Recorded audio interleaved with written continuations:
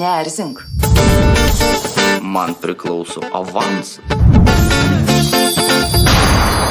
Iš kalėjimo buvo paleistas buvęs banko investicijų departamento vadovas Valdas Bičkus.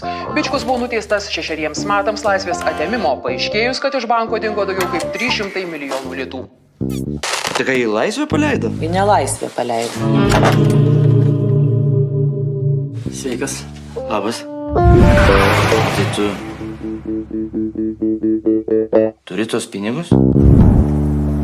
Valdai Bičkau, tu čia negyvensi. Tu suvoki, kad mes... Dėlai viską be garso turim daryti. Šiandien šventiniai pietus, rytoj šventinė vakarienė, o poryt šventiniai pusryčiai į lovą.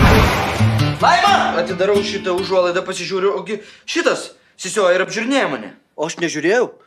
Aš sisiojau, jisai atitraukė užuolaidą ir žiūri man. Eik, tu fizrukas, kaip gražu. Ne, bet tu supranti, kad vat ta meilė, vat aš nežinau. Įdomu, ką Laima Bičkuvienė Tarailė pasirinks. Ar Bičku, ar Tarailą? Laimotė.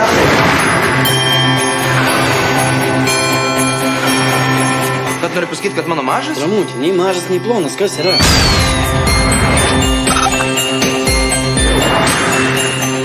O tu žinai, per kiek tu nubėgi 100 metrų?